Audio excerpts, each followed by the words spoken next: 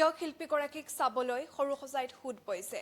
আজিও প্ৰিয় শিল্পীগৰাকী ৰাখিব সৰু সজাইতে আৰু জুবিন গাৰ্গক চাবলৈ দেখিবলৈ পোৱা গৈছে বহু দূৰ দূৰণিৰ পৰা এনেদৰে গুণমুগ্ধ আহিছে। কাহিলি পুৱাতে সকলো ওলাই আহিছে কেৱল মাত্ৰ প্ৰিয় শিল্পীগৰাকীক আপোন শিল্পীগৰাকীক এবাৰ কাষৰ পৰা চাবলৈ এনেদৰে শেষ শয়নত শুই আছে প্ৰিয় শিল্পীগৰাকী। আজিও সৰু সজাইতে ৰখা হ'ব প্ৰিয় শিল্পীগৰাকীক আৰু প্ৰিয় শিল্পীগৰাকীৰ বাবে সকলোৱে আজি সৰু সজাইতে শ্ৰদ্ধাঞ্জলি জ্ঞাপন কৰিব পাৰিব। কালিৰ দিনটোৰ পৰা যে শ্ৰদ্ধাঞ্জলি অনুষ্ঠান আয়োজন কৰা হৈছিল সৰু সজাইত আৰু আজিও প্ৰিয় শিল্পীগৰাকীক সকলোৱে সৰু সজাইত শেষবাৰৰ বাবে শ্ৰদ্ধাঞ্জলি জ্ঞাপন কৰিব পাৰিব। সকলোৱে আহিছে বহু দূৰ দূৰণিৰ পৰা কাহিলি পুৱাতে আহিছে প্ৰিয় শিল্পীগৰাকীক চাবলৈ। লানি নিচিকা সোঁত দেখিবলৈ পোৱা গৈছে সৰু সজাইত আৰু প্ৰিয় শিল্পীগৰাকীক শেষবাৰৰ বাবে সকলোৱে চাব। প্ৰিয় শিল্পীগৰাকীক বিদায় বুলিনো কেনেকৈ ক'ব, তথাপিতো নিষ্ঠুৰ সত্যক আমি সকলোৱে মানি ল'ব লাগিব। আজি পুৱাৰ ভাগৰ পৰাও যে সোঁত বৈছে সকলোৱে কেৱল মাত্ৰ শিল্পীগৰাকীক চাবলৈ গৈছে আৰু দেখিবলৈ পোৱা গৈছিল ৰাতিৰ ভাগত পাপন আহি উপস্থিত হৈছে। পাপনেও জুবিন গাৰ্গৰ শেষবাৰৰ বাবে শ্ৰদ্ধাঞ্জলি জ্ঞাপন কৰিছে। এনেদৰে সকলোৱে আহি ভিৰ কৰা পৰিলক্ষিত হৈছে কেৱল মাত্ৰ আপোন শিল্পীগৰাকীক প্ৰিয় শিল্পীগৰাকীক চাবলৈ। আপোন শিল্পীগৰাকীক কোনোদিন কাহানিও আৰু যে লগ নাপায় সেয়া হয়তো কোনেও মানি ল'ব পৰা নাই, যদিও এয়াই সত্য। নিষ্ঠুৰ সত্যক মানি সকলোৱে শেষবাৰৰ বাবে প্ৰিয় শিল্পীগৰাকীক চাব। প্ৰিয় শিল্পীগৰাকীক চাবলৈ আহিছে, দূৰ দূৰণিৰ পৰা ভিৰ কৰিছে। উৰেটো নিশা সকলোৱে ৰৈছে, উৰেটো নিশা জুবিন গাৰ্গক চাবলৈ হেতা পৰা কৰিছে, ভিৰ কৰিছে।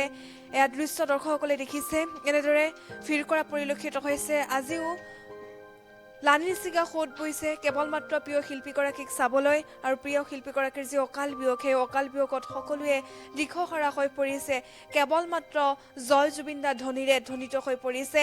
সকলোৱে এটাই বিচাৰিছিল যে এয়া দুঃস্বপ্ন হওক, কিন্তু কালিৰ দিনটোত স্বভূমি আহি পোৱাৰ পাছতে জুবিন গাৰ্গৰ পাৰ্থিৱ শৰীৰ তাৰ পাছতে সকলোৱে নিষ্ঠুৰ সত্যক মানি ল'ব লাগিব। নিষ্ঠুৰ সত্যক মানি লৈছে আৰু নিষ্ঠুৰ সত্যক মানি লৈ শেষবাৰৰ বাবে চাবলৈ হেতা পৰা কৰিছে। শেষবাৰৰ বাবে চাবৰ বাবে ভিৰ কৰা পৰিলক্ষিত হৈছে। কি উজনি কি নামনি সকলোৱে কেৱল মাত্ৰ জুবিন গাৰ্গক শেষবাৰৰ বাবে চাব। সকলোৱে কেৱল মাত্ৰ জুবিন গাৰ্গক এবাৰ চুই চোৱাৰ হেঁপাহ শেষবাৰৰ বাবে আৰু এনেদৰে ভিৰ কৰা পৰিলক্ষিত হৈছে।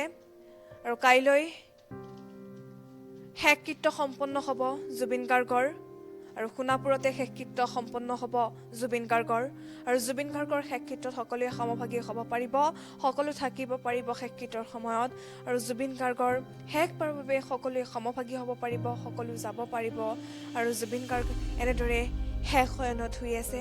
মানুহ ভাল পোৱা মানুহৰ কাষত থকা ব্যক্তিগৰাকী এনেদৰে শুই থকা কোনেও কাহানিও কল্পনা কৰা নাছিল, কোনেও সহ্য কৰিব পৰা নাই। সকলোৱে হিয়া ঠাকুৰি ঠাকুৰি ৰাউচি ৰাউচি কান্দিছে। এনেদৰে কেৱল মাত্ৰ চাই ৰৈছে প্ৰিয় শিল্পীগৰাকীক। প্ৰিয় শিল্পীগৰাকী আৰু কোনোদিনে কোনো কালেই উভতি নাহে। শিল্পীগৰাকীৰ অকাল বিয়োগে অসমীয়া জাতিক এখোজ পিছুৱাই লৈ গ'ল। অসমীয়া জাতিয়ে এই শিল্পীগৰাকী নোহোৱাকৈ পাতিব লাগিব বিহু। এই শিল্পীগৰাকী নোহোৱাকৈ বহাগৰ মঞ্চ উৰুঙা হৈ ৰ'ব, বহাগৰ মঞ্চ খালী হৈ ৰ'ব। এয়া কোনেও পূৰ কৰিব নোৱাৰিব। এয়া হৈছে অসমবাসীৰ অপূৰণীয় ক্ষতি। জুবিন গাৰ্গৰ অকাল বিয়োগত এতিয়া অসমবাসী মৰ্মাহত হৈ পৰিছে। সকলো ওলাই আহিছে। কাৰো ঘৰত এতিয়া টোপনি নাই, কোনেও শুব পৰা নাই, ঘৰত সোমাই থাকিব পৰা নাই।